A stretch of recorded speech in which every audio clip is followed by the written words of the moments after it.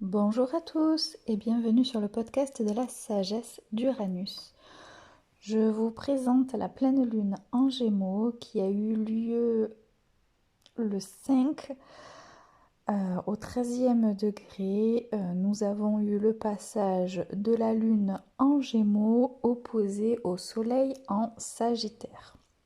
Donc dans cette carte du ciel, on a toujours un trigone d'eau très puissant. Donc, pour rappel, les signes d'eau sont reliés à notre monde émotionnel, mais aussi à tout ce qui est enfoui en nous, aux dualités par rapport à l'invisible, face au matériel, face à la matière, tout ce qui est intuitif, mais aussi nos parts d'ombre sombres. On est toujours dans une phase qui va durer encore un petit bout de temps. J'ai envie de dire peut-être 2-3 mois encore. Parce que même si là, petit à petit, les planètes lentes sortent du Scorpion, on a toujours quand même jusqu'à juin Jupiter en Cancer et Saturne qui termine son cycle avec Neptune en Poisson pour aller au Bélier. Donc dans la rétrogradation, on va dire qu'il y a beaucoup de choses qui cherchent à nous pousser à rompre avec cette ancienne identité. Nous concernant à nous, donc une ancienne identité par rapport aux attachements à de la souffrance, par rapport à des traumatismes passés, par rapport au transgénérationnel. Il y a plein de facteurs possibles qui font que cette crise existentielle et de sens, que là nous permet de rediriger, de réorienter du coup cette pleine lune en Gémeaux dans la réflexion, le mental, la clarté d'esprit, par le fait de se relier à nos intuitions et aux vérités cachées. C'est-à-dire que sans la profondeur de ce que nous ressentons et de ce qui a été dans le passé, dans ces vérités pour lesquelles on a pu encore continuer à garder une rupture émotionnelle ou bien de l'illusion, là on vient voir, on vient mettre en lumière dans la facette du Gémeaux pour cette pleine lune les illusions et justement la manière qu'on a de manquer de clarté dans notre communication ou dans notre compréhension dans certaines choses qui font que on ne prend pas toujours à la fois nos responsabilités, mais à la fois on peut manquer des engagements ou de terminer d'ailleurs ce qu'on peut commencer. Ça c'est très soleil en Gémeaux d'ailleurs, je suis concernée. Débuter par exemple l'analyse du podcast fin novembre et puis ne pas le faire à temps par rapport à la diffusion. Voilà, je commence quelque chose, j'ai du mal à le terminer parce qu'il y a aussi cette part de transmission qui me demande de l'effort, qui me demande du coup d'oser sortir un petit peu du lot, qui me demande d'utiliser mes propres mots, ma propre perception et de faire confiance à mon intuition. Et quand dans le quotidien je me sens trop surchargée, je manque de me concentrer. Et donc c'est vrai que là, je suis pleinement concernée encore une fois. En ce moment, tous les transits par rapport aux pleines et aux nouvelles lunes, surtout les pleines lunes, viennent transiter des choses importantes de ma carte. Et donc là, c'est une position exacte avec mon soleil en Gémeaux. Donc, il y a des engagements que tous collectivement on a à créer pour pouvoir mener la nouvelle réalité face à ce qui émerge en nous. Mais il y a cette notion aussi d'oser changer de discours. Oser s'orienter dans une posture intuitive plutôt que mentale, ou de voir et de comprendre en tout cas l'enfermement mental que l'on peut avoir pour éviter le lien aux blessures passées. Et ça, c'est très Gémeaux. C'est un peu le côté se disperser, se dissocier de la matière, des émotions, pour pouvoir en fait créer une forme de légèreté et éviter la souffrance. Sauf que au final, on se retrouve à devoir élucider des trahisons passées qui peuvent avoir été subies, ou éventuellement on peut se rendre compte que soi-même on a été créateur d'une trahison, on a été initiateur d'une trahison, et c'est de ça dont on doit se réparer, se pardonner. Donc je vous parle de ça parce que personnellement, j'ai repris contact avec la première personne avec qui j'ai été en couple, en relation. Ça a duré 4 ans, de mes 17 ans à mes 21 ans. Et il y a eu tromperie, trahison. Sauf que j'étais dans l'acceptation de la fin de la relation parce que moi-même, je ne le supportais plus dans la vie de couple. On vivait ensemble, j'avais une bague, genre on vivait comme de vrais adultes. Et au final, je me suis rendu compte que je ne me suis jamais réengagée. Ou en tout cas, j'ai voulu un foyer, mais je n'arrive pas à le construire. Et donc, je lui ai demandé s'il acceptait de me donner ses informations personnelles pour analyser sa carte du ciel et aller, pour ma réparation, comprendre ce que j'ai pu vivre avec lui et comment finalement arriver à me séparer de cette relation parce que je pense que je suis toujours en colère après lui. C'est-à-dire que j'ai minimisé la rupture en me disant de toute façon, il fallait bien qu'il y ait une fin. Mais la manière dont ça s'est produit, c'était la grosse trahison. Et au final, des années en arrière, parce que maintenant on en a 35, eh bien lui non plus ne s'est pas reconstruit, ne s'est pas réengagé.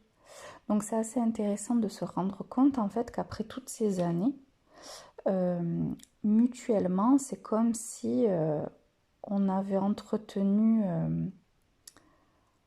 inconsciemment un détachement de ce lien qu'on n'a pas vraiment clôturé.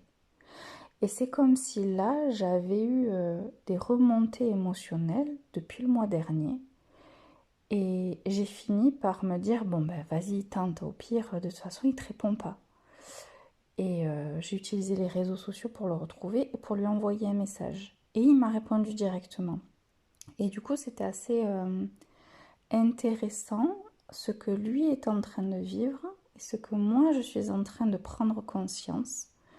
Parce qu'au final, même si je suis quelqu'un qui temporise les situations, qui va de l'avant, au final, j'ai très certainement gardé pendant longtemps ma rancœur envers lui.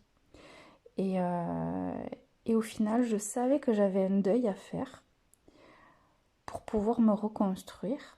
Mais je voyais pas trop qu'est-ce que je devais faire. Et c'est comme si en fait, là, ça devenait une évidence. Et du coup, je me sens un peu plus soulagée. Alors, je sais toujours pas si je vais arriver à faire cette étape de deuil. Parce que y a quelque chose qui nous relie d'une manière ou d'une autre et qui fait que je vais aller pouvoir explorer sa carte du ciel. Mais c'est vrai que toutes ces compréhensions intellectuelles peuvent venir aussi à vous. C'est juste que moi, en ce qui me concerne, il y a quelque chose qui se développe en ce moment entre le transit de ma Vénus et le transit de mon Soleil. On peut dire que je ne peux pas y réchapper, quoi.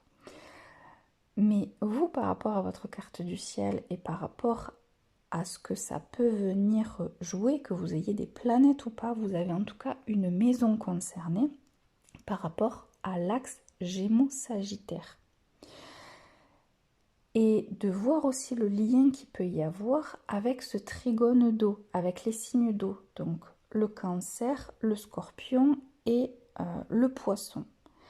Et de voir à un moment donné quelle est à aujourd'hui dans cette fin d'année, fin de cycle, année 9, de quelle manière, sur le plan karmique ou transgénérationnel, il y a un lien, mais peut-être même oublié, effacé de votre mémoire, parce que le Gémeaux a cette faculté-là de passer à autre chose et d'oublier de revenir en arrière, pour terminer justement ce qui n'a pas été fait. Et ça prend du temps, ça chemine très lentement dans notre esprit, même s'il est bouillonnant, notre cerveau. La maturité de nos émotions et de la compréhension du sens de ce que l'on vit demande quand même de la patience et du temps. On est des êtres humains, on est des êtres d'évolution, mais quand même lents, il faut dire ce qui est. Les choses prennent des siècles avant de se transformer dans la société. Donc imaginez en amont le travail qu'il faut faire individuellement pour arriver à transformer la société. Bon, ben on en a pour des décennies. Et donc là, comme on est en train de reconstruire une identité et qu'on va toujours chercher un peu plus en détail, en profondeur dans ce trigone d'eau, ce qui pourrait entraver les bases solides de notre sécurité intérieure et émotionnelle et de notre reconstruction identitaire, ben moi quelque part ça s'est joué dans les relations et j'ai dû aller revenir à ma toute première relation amoureuse. Donc voilà, moi on va dire que la carte du ciel m'a ouvert le chemin. Je pensais que c'était en lien avec la famille. Pourquoi j'ai du mal à me reconstruire dans mon foyer? J'étais encore basée sur le fait de ne pas avoir fini de faire mon travail du coup intérieur et personnel. Mais c'est comme si mon cerveau continuait à chercher des solutions parce que c'était pas la bonne réponse. Et donc après c'est devenu un peu une évidence il y a 15 jours. Et voilà, le passage à l'action a été très intéressant. Et donc voilà, ça m'a demandé aussi de faire face par rapport au fait de revenir auprès de quelqu'un que je ne supportais plus, ben finalement d'avoir une autre posture. Le temps a passé, même si la personne reste quand même qui elle est et moi qui je suis, on va pas tout changer dans notre posture et dans notre identité, il faut pas exagérer non plus. Mais c'est vrai qu'il y a quelque chose dans le lien à l'autre qui est différent, avec beaucoup de recul, du fait aussi d'être à distance. Et donc, ça m'a aussi permis de voir de quelle manière j'avais fait évoluer ma manière de communiquer. Donc, autant souvent je procrastine et je tarde à faire mon podcast, parce que je doute encore de ce que je perçois. Mais par contre, dans ce que je vis, dans l'expérience au quotidien, il n'y a pas de doute, j'ai envie de dire. Donc voilà, c'est vrai que ça fait aussi ma force dans mes partages de vous partager des choses concrètes. Donc là, les questions que vous pourriez vous poser par rapport à ce qui se passe et par rapport à cette dimension aussi de comprendre qu'actuellement, on n'est pas dans la création d'objectifs à atteindre pour s'accomplir, mais dans le fait de créer dans ce nouvel ère ces changements, ces nouvelles directives, ce nouveau sens à donner à notre vie. C'est le fait que s'accomplir va passer désormais à travers le fait d'exister.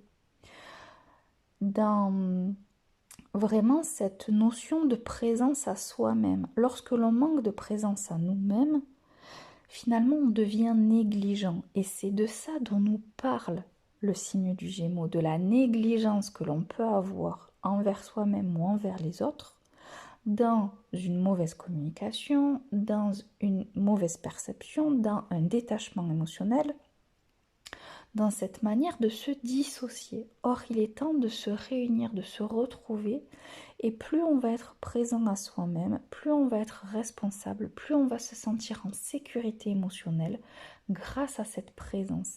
Et c'est là où l'accomplissement va renaître et va plus avoir la même saveur dans notre créativité, dans notre interaction, dans notre lien aux autres.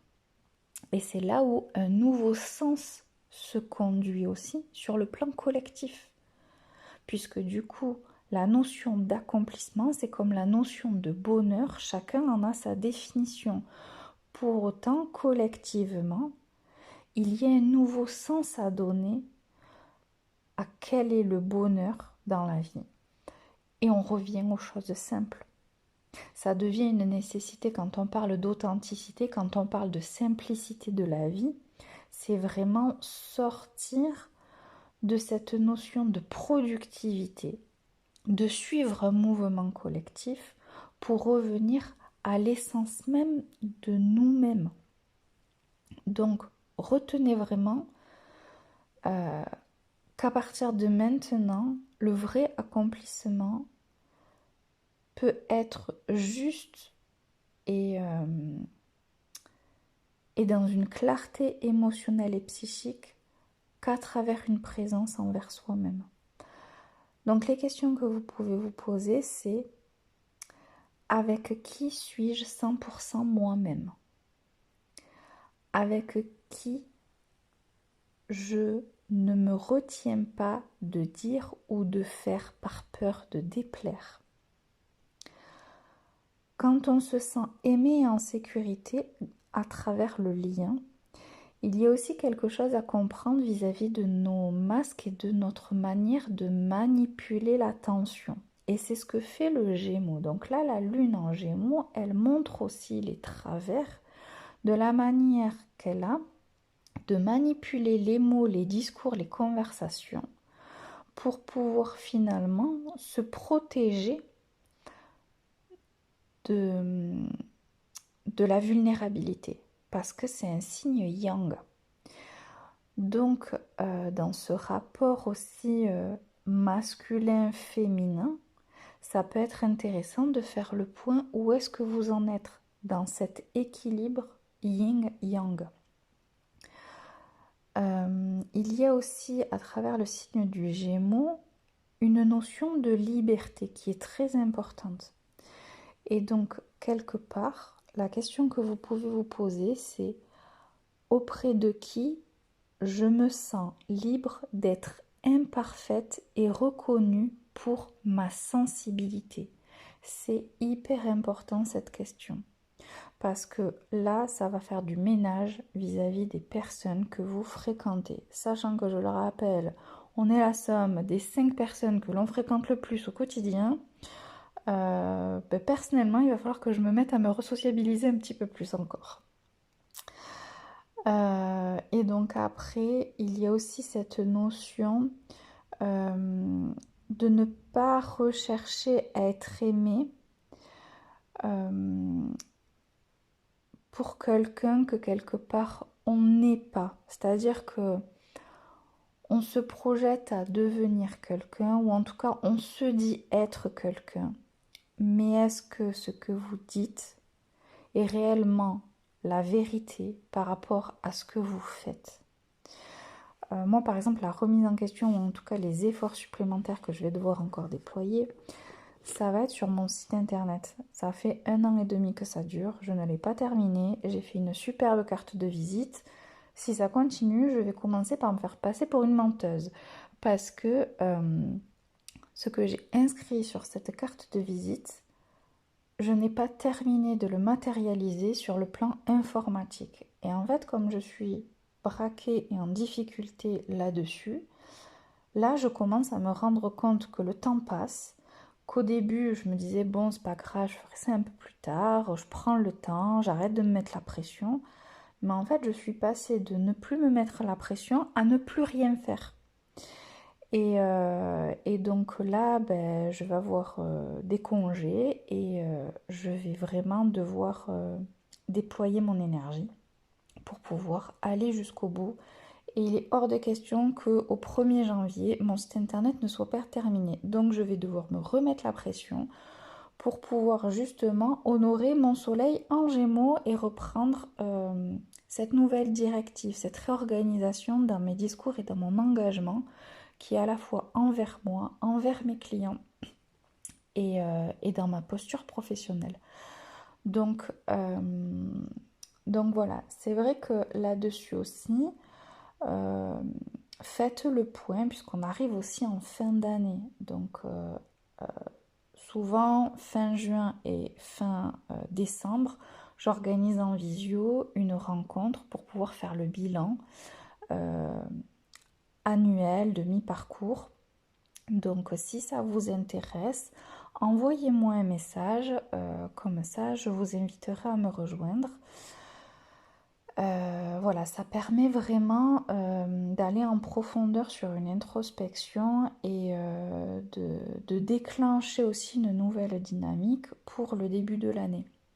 Ou en tout cas, continuer ces prises de conscience de choses qui nous demandent vraiment de l'attention et du temps pour pouvoir vraiment honorer les changements qu'il est temps de faire. Et en fait, on pense souvent changer de vie, faire les choses différemment, mais il y a encore un manque d'action qui peut être présent parce que justement, il y a encore des choses qui manquent soit de sincérité envers soi-même par rapport à ses vérités cachées. Comme moi, ce que je vous ai dit, j'ai repensé à une trahison que j'avais carrément oubliée, que je ne voyais même pas comme une trahison, alors qu'en fait, c'est la plus grosse trahison du monde. Euh, Parce que justement, il y avait cette notion d'engagement, et même si on était jeune, ben en fait, déjà à cette époque-là, ça avait beaucoup de valeur à mes yeux. Et, euh, et je me suis détachée, éloignée carrément en fait de ce qui comptait le plus pour moi. Donc voilà, c'est assez intéressant aussi le fait de se rendre compte que là, il y a aussi la possibilité de faire une réparation émotionnelle envers soi-même. Euh, le fait de s'apaiser par rapport à des vérités qui pouvaient être inavouables avant et où même en même temps maintenant on se retrouve dans cette maturité émotionnelle qui fait que c'est accessible, qui fait que on peut se détacher d'une ancienne rancœur ou d'une ancienne croyance et qu'un déclic intérieur va nous permettre de vraiment choisir l'évolution. Et en fait, si on ne choisit pas l'évolution, on ne peut pas non plus changer de vie. Voilà, c'est cohérent et en même temps, c'est important de se le rappeler. Donc, dans les notes que j'ai prises, ah oui, il y a le fait aussi en ce moment, il y a encore donc cette notion de colère, d'agitation, de confusion encore, qui peuvent faire enflammer des conversations parce qu'on pourrait vouloir imposer nos vérités. Des sujets en fait qui d'un seul coup demandent en fait de la considération parce qu'on se sent prêt, mais pour autant c'est pas en imposant à l'autre la conversation et ce que l'on ressent que l'on doit considérer que ça veut dire qu'on est obligé d'impliquer l'autre. Des fois on est en lutte et en bataille envers les personnes extérieures à nous, alors qu'en fait c'est une réflexion personnelle pour nous-mêmes. On n'a pas forcément besoin de parler aux autres pour pouvoir prendre en considération ce que l'on a compris de soi. On n'a pas besoin d'aller chercher la validation extérieure et c'est de cette manière aussi qu'on va arrêter de lutter pour changer l'autre. Alors qu'en fait c'est soi-même qu'on est en train de reconstruire dans cette transformation. Donc c'est important aussi de se voir, de s'écouter et de se tempérer aussi parce que beaucoup de planètes là donc viennent de rentrer en Sagittaire et dans cet élément feu de justice, de la combativité peut revenir et on peut du coup se croire assez bien pour sauver les autres, alors qu'en fait ça n'a rien à voir avec soi-même ni avec que le fait de devoir sauver les autres. C'est vraiment en fait une décision intérieure qui génère l'évolution. C'est pour ça que voilà, il y a cette idée de ne pas chercher à changer les autres ou de chercher la validation de ce qu'on a pu comprendre de soi. Et c'est à ce moment-là, par contre, que la nature du Gémeaux, qui a cette capacité de prendre de la hauteur dans cette énergie yang aussi, de pouvoir se détacher des situations et des circonstances pour les bonnes raisons. C'est un peu réutiliser l'énergie du Gémeaux dans une énergie qui souvent est utilisée de manière à nous saboter, alors qu'en fait là on peut en faire une toute autre utilisation. Et comme en fait on a tous l'énergie du Gémeaux dans notre carte du ciel, c'est pour ça que voilà, regardez du coup les maisons, les domaines dans l'axe Gémeaux, Sagittaire et surtout au 13e degré. Voilà, ça va vous permettre de spécialiser, on va dire, l'orientation de la réflexion. Et quoi d'autre à vous dire donc voilà, lâcher du coup des choses qui ont pu être subies dans le passé ou cette absence de présence à soi-même ou dans le fait d'être trop présent au contact des autres. Voilà, ça a un prix par rapport à la valeur que l'on peut se donner à soi-même. Donc voilà, revoir son discours, se recentrer pour écouter son intuition, être dans du soin et quelque chose de plus ralenti par rapport au fait de valider par nous-mêmes nos nouvelles vérités. Bien sûr qu'on a besoin d'avoir des discours. Par exemple, moi j'ai dû reprendre contact. Mais l'idée c'est pas de devenir ami avec la personne. C'est pas de refaire sa vie ou c'est pas de lui partager sa carte du ciel pour pouvoir le sauver. C'est moi, j'ai besoin de réponses pour moi. Je fais cette quête pour moi. S'il a des questions, bien sûr je répondrai. Mais la nouvelle personne que je suis, celle que je suis devenue, parce que j'étais pas astrologue dans le passé, fait que s'il est ouvert d'esprit là-dessus, tant mieux. S'il l'est pas, je m'en fiche en fait. Donc il y a aussi l'importance de ne pas confondre les décisions que l'on peut prendre pour soi et que en chemin on pourrait finir par imposer aux autres. Ce serait pas la bonne démarche. Et c'est là où du coup la colère, la lutte, les injustices vont revenir.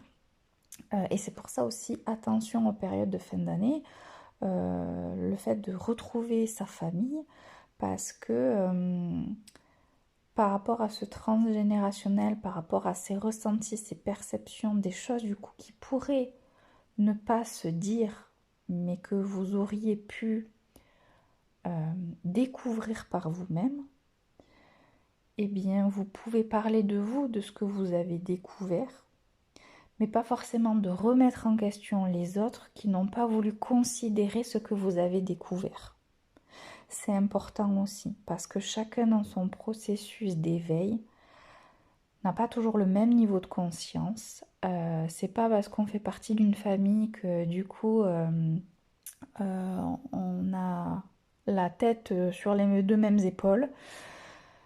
et qu'en fonction du parcours de chacun, on n'est pas forcément non plus aux mêmes étapes pour pouvoir s'affranchir de certaines situations et histoires du passé.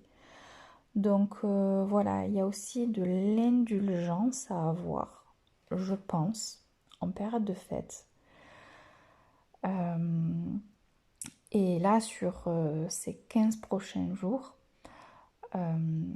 dans le foyer, dans toutes ces injustices encore qui sont palpables, dans le rejet que l'on peut ressentir par rapport du coup à certains membres de notre famille, euh, ou par rapport à des compréhensions qui ne seraient pas suffisamment approfondies, un manque de profondeur aussi parfois dans certains blabla où on voudrait que les autres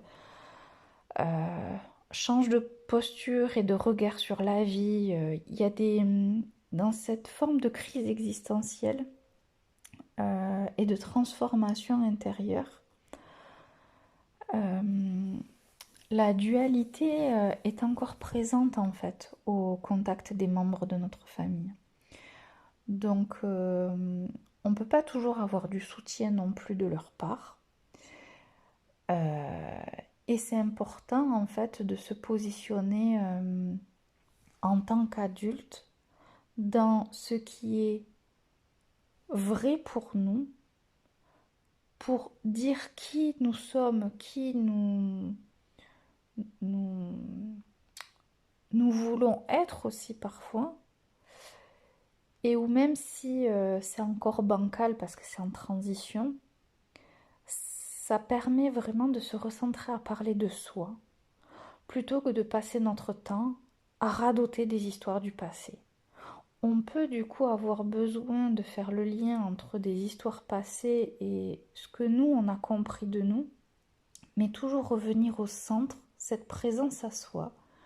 C'est apprendre aussi au contact des autres à parler de soi par rapport à cette vulnérabilité. Et c'est là où quelque part on est juste, on crée des liens plus solides. On apprend aussi et on transmet, parce que c'est l'axe de l'apprentissage et de la transmission, qui fait que les choses changent. Elles ne vont pas changer sur le moment par rapport à la discussion, mais le fait déjà de s'y coller à ce changement de posture et de conversation va faire que dans plusieurs mois, il va y avoir du coup quelque chose qui va se voir, qui va évoluer. Mais c'est pas quelque chose de maintenant, de suite. On n'est pas dans l'impulsivité du bélier, on est dans quelque chose de durable. On sème des graines, on clôture quelque chose, on ferme des portes et on est à l'aube d'un recommencement. Mais toutes les nouvelles petites choses que l'on va faire maintenant vont avoir du résultat que plus tard. Et c'est très important du coup aussi d'être au clair avec ça, que c'est pas parce que là maintenant on va dire quelque chose, ne serait-ce que même sur soi, ou d'apprendre à se taire aussi, chose que j'apprends à faire. Parce qu'à un moment donné, en fait, on a besoin de temps aussi pour faire émerger les nouvelles choses et de continuer à faire sans forcément toujours tout dire. Ou en tout cas avoir des conversations qui permettent de prendre de l'information, d'apprendre, d'ouvrir quelque part son esprit dans son raisonnement. Ça c'est personnel, c'est intérieur, c'est l'apprentissage envers soi-même, pour soi-même. Et ensuite, il y a le développement qui se fait. Et là, le signe du Sagittaire va prendre toute la mesure et la puissance pour pouvoir aller élucider, transcender, mettre en place du coup quelque chose de différent. Mais avec le temps. Voilà, ça c'est aussi important de se le rappeler parce que là, on est aussi dans le fait de renforcer la confiance en soi. nos perceptions, notre capacité à être déterminé pour changer de cap. C'est ça que nous invite à faire aussi le Soleil en Sagittaire. Et ces planètes, du coup, qui sont en train, du coup, de nous remuer dans cette énergie de feu, c'est du feu à ne pas consumer dans l'instant présent. C'est un feu pour bâtir, pour construire, être dans le mouvement de la vie, sans perdre de vue le sens de nos actions. Et à ce moment-là, il y a une forme de fidélité envers soi-même dans ses valeurs depuis le cœur, et non depuis un entêtement moral ou idéologique. Parce que c'est aussi ce qui pourrait être caché dans la superficialité et dans le manque de profondeur à la fois du Gémeaux et du Sagittaire. Parce que le Sagittaire qui est très idéologique et le Gémeaux qui peut être dans une forme de superficialité dans sa manière de ne pas aller en profondeur dans les sujets, dans ce côté commencer un truc mais pas le terminer, c'est un acte de manque de profondeur, c'est-à-dire que aller jusqu'au bout des choses demande de l'effort à un moment donné parce qu'il y a quelque chose d'autre qui vient nous happer. L'esprit est vif, l'esprit est dynamique en Gémeaux, et donc du coup, voilà, se canaliser, c'est quelque chose qui demande des efforts. Et en fait, en période de pleine lune, on vient ajuster, donner un nouvel équilibre, redistribuer les cartes dans l'axe. Dans cette opposition, c'est une opportunité d'harmoniser et de réorganiser. Donc, c'est pour ça aussi que je vous parle de ça et qui ferait qu'on aurait encore la possibilité de faire tomber des masques de soi au contact des autres. Parce que dans ce besoin de se protéger, encore une fois, c'est l'ego, les blessures, il peut y avoir un masque qu'on aurait pu oublier d'enlever. Et moi, ça a été le cas. Je suis restée avec un voile illusoire pendant des années sur cette fameuse relation.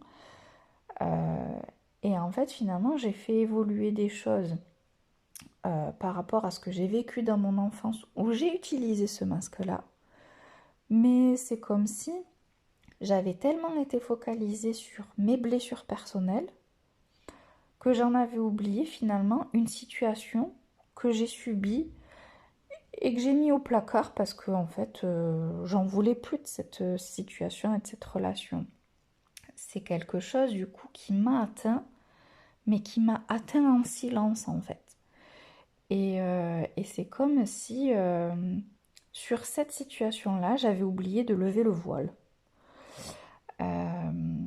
Et donc voilà, j'espère que du coup ça va m'aider pour la suite. Donc voilà, j'espère que j'ai fait le tour de toutes les situations possibles dans cet axe qui est très intéressant parce que c'est vraiment l'axe de l'évolution pour moi. On est dans le mental, on est dans le fait de conduire des actions avec plus de maturité. Le Gémeaux, il apprend, le Sagittaire, il transmet. Donc l'un ne va pas sans l'autre. Et donc voilà, c'est pour ça que donner un sens à nos actions, ne pas oublier les valeurs d'où l'on vient aussi. Il y a le côté racine quelque part qui est présent. J'ai appris quelque chose, je me suis déconditionnée de ce que j'ai appris, j'apprends quelque chose de nouveau et avec ce que j'ai découvert de moi, ma vie passée, qui je suis maintenant, vers où je vais. C'est vraiment un bilan de la naissance jusqu'à maintenant, presque j'ai envie de dire. Il y a quelque chose où pour renaître, le bilan il se fait pas juste sur 2025. Il peut se faire sur les 9 dernières années, puisqu'on est en cycle collectif 9, mais il peut vraiment se faire depuis le moment de la naissance. À partir du moment où je suis venue au monde, jusqu'à aujourd'hui. Où est-ce que j'en suis? Parce que, comme je disais tout à l'heure, la notion d'accomplissement n'a plus rien à voir dans la société d'aujourd'hui et dans l'évolution de notre humanité, de notre conscience de soi, pour pouvoir se sentir vraiment présent dans une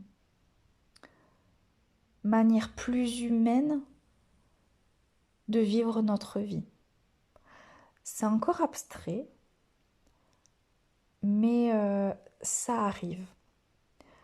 On est en période de lutte, de conflit, il y a encore des guerres, il va se passer encore plein de choses.